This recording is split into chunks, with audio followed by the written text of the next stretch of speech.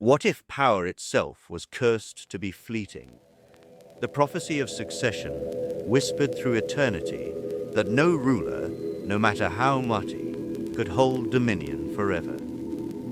For those who sat upon the throne, it was not just a warning, but a shadow that gnawed at their triumph. Imagine the paranoia of a father fearing the rise of his own child. Imagine the trembling silence of a son, knowing destiny demanded he one day rise against blood. This was no simple tale of gods. It was the eternal cycle of power, where fear and ambition collide. What kind of father devours his own children? Cronus, crowned by power yet haunted by prophecy, chose fear over love. Each cry of a newborn should have been a promise of legacy, but to him it was a threat. With trembling hands and a heart hardened by terror, he swallowed his heirs whole, believing he could silence destiny by consuming it. Yet every act of desperation only fed the prophecy's fire. Can you imagine the silence of Rhea, forced to watch her children vanish one by one? This is not just myth, it is the portrait of power twisted by paranoia. In the shadow of fear, a single child's birth carried the weight of destiny. When Zeus was born, he was not greeted with joy, but with danger. Cronus's hunger for power had already stolen his siblings, and Rhea knew the same fate awaited her last son. So, in silence and desperation, she chose concealment over surrender. And imagine the terror of a mother hiding her newborn, heart pounding with each step, knowing discovery meant doom. This act was not just survival, it was defiance. One fragile life hidden away would become the turning point in a cosmic struggle. Zeus's upbringing was not the tale of a pampered heir, but of a hidden child shaped by secrecy and survival. While his father Cronus ruled with paranoia, Zeus grew in silence, far from the devouring jaws that claimed his siblings. Every moment of his youth was a test of patience, of strength forged in the shadows rather than on a throne. Imagine the weight of knowing you were destined to face the very being who gave you life, yet sought your destruction. When the time came, Zeus did not strike first with thunder or fury. He chose something far more dangerous: defiance. He stood before Cronus, the father who had swallowed his own children, and forced the tyrant to yield what he had stolen. One by one, the imprisoned gods were freed, emerging not as helpless victims, but as allies bound by vengeance and destiny. This was not just liberation, it was a declaration of war. Imagine the fire in their eyes as they stood beside Zeus for the first time. The Titans prepared for war not with hesitation, but with the heavy certainty of gods who believed themselves eternal. Cronus rallied his kin, their eyes burning with the fire of wounded pride, their hands gripping weapons forged from the bones of the earth itself. Clash of immortals, where even the stars seemed to shiver. Yet beneath their towering might lay a shadow, the prophecy of succession. Could they truly hold back the tide of fate? The Olympians gathered strength not in silence, but in defiance. Zeus, fierce with thunder in his veins, stood at the heart of their cause, while Hades bore the weight of shadows, and Poseidon carried the surge of oceans. Each sibling, once swallowed in darkness, now rose with renewed purpose, their bond forged by survival itself. Yet even as they prepared, the prophecy loomed.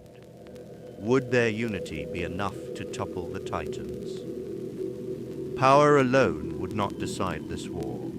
It was will, cunning, and the courage to challenge the order of ages.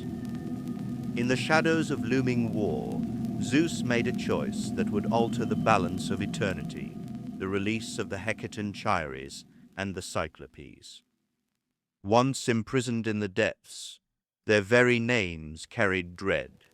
The 100-handed ones, embodiments of unstoppable force, and the one-eyed smiths whose gaze pierced the dark. Imagine the silence as chains fell, the ground trembling beneath beings too vast for mortal imagination. Was this wisdom or desperation? For with every ally freed, Zeus risked chaos as much as salvation. The Hecaton Chiares promised raw fury, each hand a weapon, while the Cyclopes carried secrets of fire and craft. Their allegiance was not guaranteed, it had to be earned. But without them, could the Olympians ever hope to challenge the Titans? Tell me, if you were Zeus, would you have gambled on unleashing such terrifying allies, or left them buried, fearing they might one day turn against you? When the chains of the Cyclopes were broken, their gratitude was not silent, it was forged into power. From their hands came the divine gifts, weapons no Titan could endure. Zeus received the thunderbolt, a storm bound into his grasp, fire and fury caged in lightning. Poseidon was given the trident, a spear that could shatter earth and churn seas into wrath. Hades claimed the helmet of invisibility, a crown of shadow that made him unseen, striking from places none could guard. These were not mere tools. They were extensions of will, embodiments of divine purpose. Yet with such gifts came weight. Would Zeus wield lightning as a just ruler or as a tyrant? Would Poseidon's trident guard the seas or drown them in anger? And Hades, did his unseen helm make him powerful or forever hidden? It began not with whispers, but with a roar that split heaven from earth. The outbreak of war shook creation itself. Lightning clashed against stone, oceans rose in fury, and the very mountains trembled as Titans and Olympians rushed into battle. For 10 long years, the sky burned and the ground bled, each side unyielding, each convinced destiny would crown them victorious. But behind the clash of weapons lay deeper fears. When the clash of gods and titans reached its breaking point, all eyes turned to one who stood beyond the battlefield, Gaia, the earth herself. She was not warrior nor weapon, but the voice of inevitability, the mother of both Titans and Olympians alike. Her counsel carried the weight of truth, and in her whispers lay the thread of prophecy. She spoke not with thunder or fury, but with the quiet force that even gods feared, the certainty of fate. What she revealed was unsettling. That brute strength alone would never crown a victor. The Olympians, despite their storms and fire, lacked what destiny demanded. Can you feel the tension in that moment? Imagine Zeus, the wielder of lightning, forced to pause, to listen, to confront the possibility that his power was incomplete. Gaia's words were not mere guidance. They were a reminder that even gods stand beneath the shadow of prophecy. The war raged for years, a deadlock of thunder and stone, of fire and shadow. Neither Titan nor Olympian could claim victory until the moment that shattered the balance, the turning point. It did not come with a single strike, but with a choice. Zeus, standing amidst chaos, realized that raw strength could not end the war. Power had to be sharpened by strategy, fury guided by prophecy. This was not just another battle.